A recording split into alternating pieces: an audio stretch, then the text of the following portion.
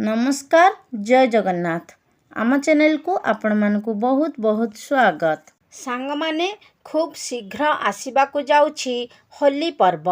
तो आपण माने एही पवित्र होली दिन एही गछकु छुई देई आसंतु।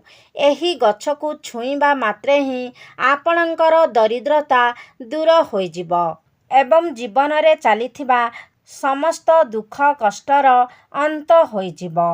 सांग माने आजि मु आपण मानंकु एक एपरी वृक्ष विषय कहिबाकु जाउछि जेउ वृक्ष को आपण होली दिन छुईबा द्वारा आपणंकु साक्षात माँ लक्ष्मींकर कृपा प्राप्त होइथाए, जहा फलरे आपणंक गृहरे केबे भी धन धान्य रे कमी होई न थाए। सांग माने भिडियोटी आपण मानंक पई अत्यंत लाभदायक अटे, तेणु भिडियोटी को स्किप न करी शेष पर्यंत निश्चय देखंतु। तेबे सांग माने भिडियोटी रे आगकु बढ़िबा पूर्वरु भिडियो को गोटे लाइक करी चैनल टी को सब्सक्राइब करी दियंतु एवं कमेंट बॉक्स रे श्रद्धा और भक्तिर सहित जय माँ लक्ष्मी निश्चय लिखंतु। तेबे सांग माने एपरी तीनोटी वृक्ष रहिछि जेउ वृक्ष को आपण जदि होली दिन छुई दियंती तेबे आपणकर समस्त मनस्कामना पूर्ण होइथाए। आपण माने गरीबरु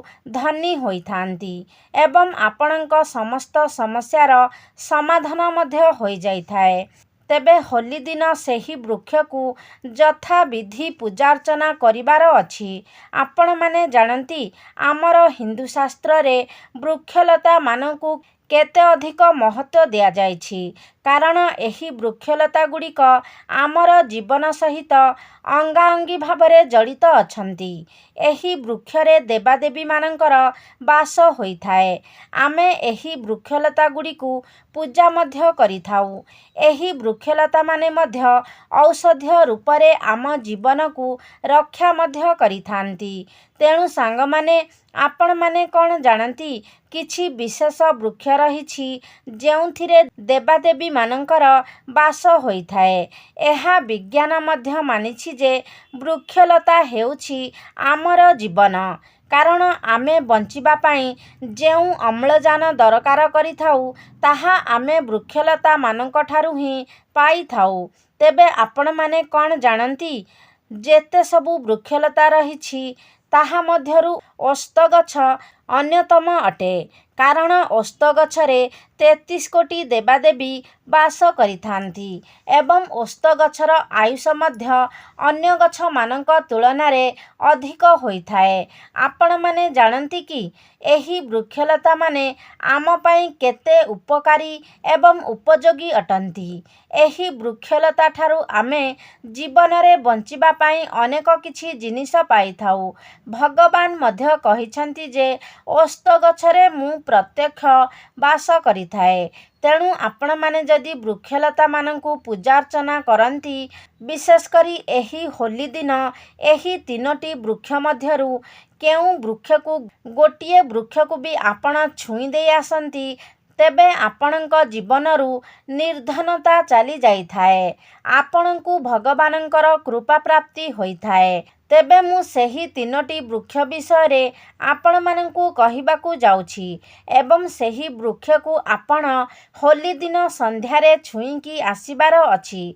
एहा सहित आपण जेतेबेले सेही वृक्ष पाखकु जाउछंती आपण निज सहित गोटिए कर्पूर एवं गोटिए लवंग नेई जिबार अछि।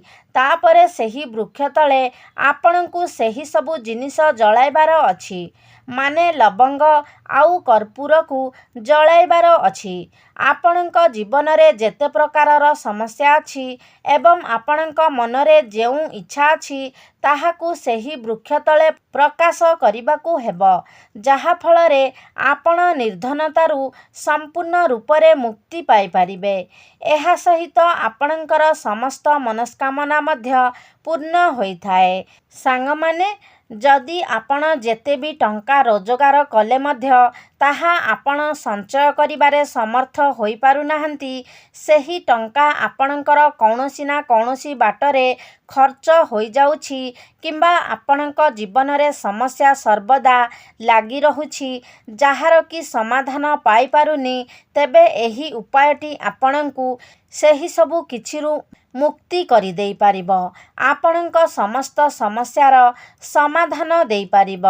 ସାଙ୍ଗମାନେ, ଯଦି ହୋଲି ଦିନ ଆପଣ ସେହି ବୃକ୍ଷଗୁଡ଼ିକୁ ଛୁଇଁ ଦିଅନ୍ତି, ତେବେ ଆପଣଙ୍କ ଉପରେ ଯେତେ ପ୍ରକାରର ବି ଦୋଷ ଲାଗିଥାଏ, ସେହି ସବୁ ଦୋଷଗୁଡ଼ିକର ଖଣ୍ଡନ ହୋଇଯାଇଥାଏ। ତେବେ ସାଙ୍ଗମାନେ, ପ୍ରଥମେ ହେଉଛି ପାରିଜାତ ଗଛ। ଆପଣମାନେ କ'ଣ ଜାଣନ୍ତି ଯେ ଏହି ପାରିଜାତ ଗଛ ସମୁଦ୍ର ମନ୍ଥନ ସମୟରେ ଉତ୍ପନ୍ନ ହୋଇଥିଲା ଏବଂ ଏହି ଗଛଟିକୁ ଦେବରାଜଙ୍କର ନନ୍ଦନବନରେ ସ୍ଥାପିତ କରାଯାଇଥିଲା ଏବଂ ମାନବ ଜାତିର କଲ୍ୟାଣ ଉଦ୍ଦେଶ୍ୟରେ ଭଗବାନ ଶ୍ରୀକୃଷ୍ଣ ଏହି ଗଛଟିକୁ ପୃଥିବୀକୁ ଆଣିଥିଲେ, ଆମର ଧରାଧାମକୁ ଆଣିଥିଲେ। ଏପରି ମାନାଯାଏ ଯେ ମଣିଷର ଯେତେ ପ୍ରକାରର ଚିନ୍ତା ଥିଲେ ବି, ସେ ଯେତେ ପ୍ରକାରର ମାନସିକ ଚିନ୍ତାରେ ଥିଲେ ବି, ଯଦି ସେ ଏହି ବୃକ୍ଷଟିକୁ ଛୁଇଁ ଦିଏ, ତେବେ ତାହାର ଚିନ୍ତାଗୁଡ଼ିକ ଧୀରେ ଧୀରେ କମି ଯାଇଥାଏ। ତେବେ ଆପଣ ହୋଲି ଦିନ ଘିଅର ଦୀପ ନେଇ ସେହି ବୃକ୍ଷ ମୂଳକୁ ଯାଆନ୍ତୁ ଏବଂ ସେହି ବୃକ୍ଷ ମୂଳରେ ଘିଅର ଦୀପଟିକୁ ଜାଳନ୍ତୁ। ଯଦି ଆପଣ ଘିଅର ଦୀପ ଜାଳିପାରୁନାହାନ୍ତି, ତେବେ ଆପଣ ତେଲର ଦୀପ ମଧ୍ୟ ଜାଳିପାରିବେ। ତାହା ସୋରିଷ ତେଲ ଏବଂ ରାଶି ତେଲର ଦୀପ ଆପଣ ଜାଳିପାରିବେ। ତାପରେ ସେହି ବୃକ୍ଷ ମୂଳରେ ଆପଣ ଏକ ଲବଙ୍ଗ ଏବଂ କର୍ପୂର ରଖି ନିଜର ମନସ୍କାମନାକୁ, ନିଜର ସମସ୍ୟାକୁ ବୃକ୍ଷ ଦେବତାଙ୍କୁ ପ୍ରକାଶ କରନ୍ତୁ ଏବଂ ସେହି ବୃକ୍ଷଙ୍କ ନିକଟରେ ପ୍ରାର୍ଥନା କରନ୍ତୁ ଯେ, ହେ ବୃକ୍ଷରାଜ, ଏହି ବୃକ୍ଷ ଭିତରେ ବାସ କରୁଥିବା ଦେବାଦେବୀଗଣ, ମୋର ମନସ୍କାମନାକୁ ଆପଣ ପୂର୍ଣ୍ଣ କରନ୍ତୁ, ମୋ ଜୀବନରେ ଚାଲୁଥିବା ସମସ୍ୟାଗୁଡ଼ିକର ସମାଧାନ କରିଦିଅନ୍ତୁ। ତାପରେ ଆପଣ ସେହି ବୃକ୍ଷକୁ ଛୁଆନ୍ତୁ ଏବଂ ସେହି ବୃକ୍ଷ ନିକଟରେ ଲହୁଣୀର ଭୋଗ ଲଗାନ୍ତୁ, କାରଣ ଏହି ବୃକ୍ଷ ମୂଳରେ ଭଗବାନ ବିଷ୍ଣୁଙ୍କ ସହିତ ମାତା ଲକ୍ଷ୍ମୀ ମଧ୍ୟ ବାସ କରିଥାନ୍ତି। ତେବେ ଆପଣ ସେହି ଗଛକୁ ଛୁଇଁ ନିଜର ମନସ୍କାମନାକୁ ପ୍ରକାଶ କରନ୍ତୁ। ସେହି ଗଛକୁ ପ୍ରଭୁ ଶ୍ରୀକୃଷ୍ଣଙ୍କର ସ୍ୱରୂପ ବୋଲି ମାନାଯାଇଥାଏ, କାରଣ ପ୍ରଭୁ ଶ୍ରୀକୃଷ୍ଣ ମାନବ ଜାତିର କଲ୍ୟାଣ ନିମନ୍ତେ ସ୍ୱର୍ଗପୁରରୁ ଏହି ବୃକ୍ଷକୁ ଆଣି ଧରାଧାମରେ ସ୍ଥାପିତ କରିଥିଲେ ଏବଂ ଏପରି କରିବା ଦ୍ୱାରା ଆପଣଙ୍କ ଉପରେ ଚାଲିଥିବା ସମସ୍ତ ଦୋଷଗୁଡ଼ିକ ଖଣ୍ଡନ ହୋଇଥାଏ। ଏବଂ ଯଦି ଆପଣଙ୍କ ଉପରେ କୌଣସି କୁଗ୍ରହମାନଙ୍କର ଦଶା ଚାଲିଥାଏ, ଆପଣଙ୍କ କୁଣ୍ଡଳୀରେ କୌଣସି ଗ୍ରହ କୌଣସି ଖରାପ ସ୍ଥିତିରେ ଥାଆନ୍ତି କିମ୍ବା ଦୁର୍ବଳ ସ୍ଥିତିରେ ଥାଆନ୍ତି, ତାହା ମଧ୍ୟ ଠିକ୍ ହୋଇଯାଏ ଏବଂ ଆପଣଙ୍କୁ ନବଗ୍ରହର ମଧ୍ୟ ଶୁଭ ଫଳ ପ୍ରାପ୍ତ ହୋଇଥାଏ। ଦ୍ୱିତୀୟରେ ହେଉଛି ବେଲଗଛ। ସାଙ୍ଗମାନେ, ବେଲଗଛକୁ ମା ପାର୍ବତୀଙ୍କର ସ୍ୱରୂପ ବୋଲି ମାନାଯାଇଥାଏ। ଏହି ବେଲଗଛଟି ମାତା ପାର୍ବତୀଙ୍କର ଝାଳରୁ ଉତ୍ପନ୍ନ ହୋଇଥିଲା ବୋଲି ଶାସ୍ତ୍ରରେ ବର୍ଣ୍ଣନା କରାଯାଇଛି। ସ୍କନ୍ଦ ପୁରାଣରେ ଏହା ଉଲ୍ଲେଖ ଅଛି ଯେ ବେଲଗଛର ପତ୍ରରେ ଭଗବାନ ଶିବ ଶଙ୍କର ଏବଂ ବେଲଗଛର ଡାଳରେ ମାତା ପାର୍ବତୀ ଏବଂ ବେଲଗଛର ମୂଳରେ ବା ଚେରରେ ଭଗବାନ ବ୍ରହ୍ମା ବାସ କରିଥାନ୍ତି। ବେଲଗଛର ମଧ୍ୟଭାଗରେ ଭଗବାନ ବିଷ୍ଣୁ ବାସ କରିଥାନ୍ତି। ଏପରି ମାନ୍ୟତା ଅଛି ଯେ ଯଦି ହୋଲି ଦିନ ସନ୍ଧ୍ୟା ସମୟରେ ବେଲଗଛ ମୂଳରେ ଘିଅର ଦୀପ ଜଳାଉଛନ୍ତି, ତେବେ ଏହା ଆପଣଙ୍କୁ ଅତ୍ୟନ୍ତ ଶୁଭ ଫଳ ପ୍ରଦାନ କରିଥାଏ। ଏମିତି କରିବା ଦ୍ୱାରା ଆପଣଙ୍କ ଗୃହ ଧନଧାନ୍ୟରେ ପୂର୍ଣ୍ଣ ହୋଇଯାଇଥାଏ। ଆପଣଙ୍କର ଯେତେ ସବୁ ଆର୍ଥିକ ସମସ୍ୟା ରହିଥାଏ, ସେହିଗୁଡ଼ିକର ସମାଧାନ ହୋଇଯାଇଥାଏ ଏବଂ ବିଶେଷ କରି ଆପଣଙ୍କୁ ଭଗବାନ ଶିବ ଶଙ୍କରଙ୍କର ବିଶେଷ କୃପା ପ୍ରାପ୍ତ ହୋଇଥାଏ। ଆପଣ ସେହିଦିନ ଏହି ବୃକ୍ଷକୁ ଛୁଇଁବା ଦ୍ୱାରା ଆପଣଙ୍କର ସମସ୍ତ ପାପ କ୍ଷୟ ହୋଇଯାଇଥାଏ।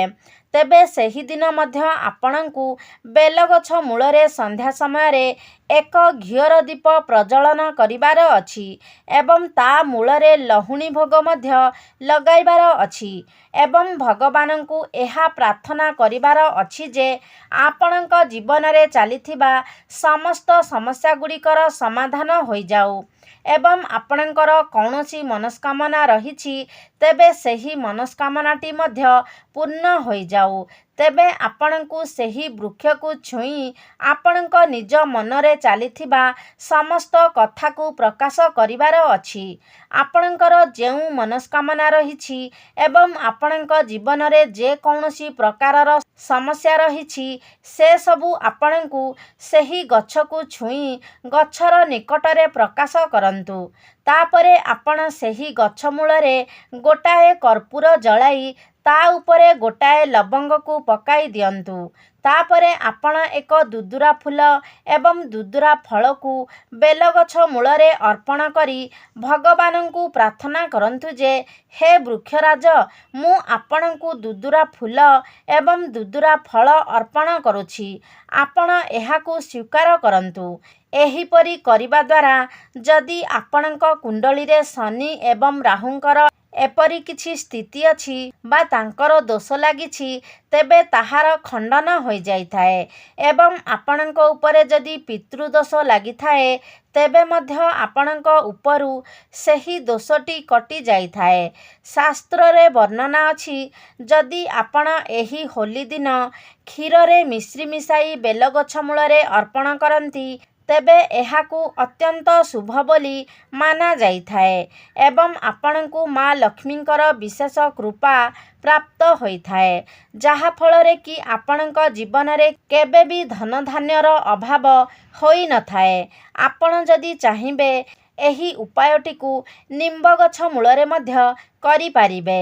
ଆପଣ ମଧ୍ୟ ଜାଣନ୍ତି ନିମ୍ବ ଗଛରେ ମଧ୍ୟ ଭଗବାନଙ୍କର ବାସ ଥାଏ। ଏହି ନିମ୍ବ କାଠରେ ହିଁ ପ୍ରଭୁ ଜଗନ୍ନାଥଙ୍କର ମୂର୍ତ୍ତିକୁ ଗଢ଼ନ କରାଯାଇଥାଏ। ନିମ୍ବ ଗଛରେ ମା ଲକ୍ଷ୍ମୀଙ୍କର ବାସ ହୋଇଥାଏ ଏବଂ ସମସ୍ତ ଦୈବ ଶକ୍ତି ମଧ୍ୟ ନିମ୍ବ ଗଛରେ ବାସ କରିଥାନ୍ତି। ଆପଣମାନେ ଜାଣିଥିବେ ସେଥିପାଇଁ ନିମ୍ବ କାଠକୁ କେବେ ବି ଜଳାଯାଇନଥାଏ। ତେବେ ସାଙ୍ଗମାନେ, ଏହା ଥିଲା ସେହି ତିନୋଟି ବିଶେଷ ବୃକ୍ଷ ଯେଉଁ ବୃକ୍ଷକୁ ଆପଣ ହୋଲି ଦିନ ଯଥାବିଧିରେ ପୂଜାପାଠ କରି ସେହି ବୃକ୍ଷକୁ ଛୁଇଁ ଯଦି ଆପଣ ନିଜ ଜୀବନରେ ହେଉଥିବା ସମସ୍ତ ସମସ୍ୟା ଆପଣଙ୍କର ସମ୍ପୂର୍ଣ୍ଣ ଇଚ୍ଛାକୁ ପ୍ରକାଶ କରନ୍ତି ତେବେ ଆପଣଙ୍କ ଜୀବନର ସମସ୍ତ ସମସ୍ୟାଗୁଡ଼ିକର ସମାଧାନ ହୋଇଥାଏ ଏବଂ ଆପଣଙ୍କର ଯେଉଁ ଇଚ୍ଛା ପୂର୍ଣ୍ଣ ହୋଇପାରୁନଥିଲା ସେହି ଇଚ୍ଛା ମଧ୍ୟ ପୂର୍ଣ୍ଣ ହୋଇଥାଏ। ଆପଣଙ୍କୁ ଭଗବାନ ବିଷ୍ଣୁ ବିଶେଷ କରି ମା ଲକ୍ଷ୍ମୀଙ୍କର ବିଶେଷ କୃପା ପ୍ରାପ୍ତ ହୋଇଥାଏ ଯାହାଫଳରେ ଆପଣଙ୍କ ଜୀବନରେ ଚାଲୁଥିବା ସମସ୍ତ ସମସ୍ୟାଗୁଡ଼ିକର ସମାଧାନ ହୋଇଯାଇଥାଏ ଏବଂ ଆପଣଙ୍କ ଗୃହ ସୁଖ ଶାନ୍ତି ଏବଂ ଧନଧାନ୍ୟରେ ପରିପୂର୍ଣ୍ଣ ହୋଇଯାଇଥାଏ। ତେବେ ସାଙ୍ଗମାନେ, ଆପଣ ଏହି ଉପାୟଗୁଡ଼ିକ ହୋଲି ଦିନ ନିଶ୍ଚୟ ଅବଲମ୍ବନ କରନ୍ତୁ ଯାହାଫଳରେ କି ଆପଣଙ୍କର ଜୀବନ ସୁଖମୟ ହୋଇପାରିବ। ତେବେ ସାଙ୍ଗମାନେ, ଆଶା କରୁଛି ଆଜିର ଭିଡ଼ିଓଟି ଆପଣମାନଙ୍କୁ ନିଶ୍ଚିତ ଭାବରେ ଭଲ ଲାଗିଥିବ। ଯଦି ଭଲ ଲାଗିଛି ତାହେଲେ ଲାଇକ୍ କରନ୍ତୁ, ସେୟାର କରନ୍ତୁ। ଆମ ଚ୍ୟାନେଲକୁ ଯଦି ସବସ୍କ୍ରାଇବ୍ କରିନାହାନ୍ତି ତାହେଲେ ସବସ୍କ୍ରାଇବ୍ କରିଦିଅନ୍ତୁ। ସର୍ବେ ଭବନ୍ତୁ ସୁଖିନଃ। ଧନ୍ୟବାଦ।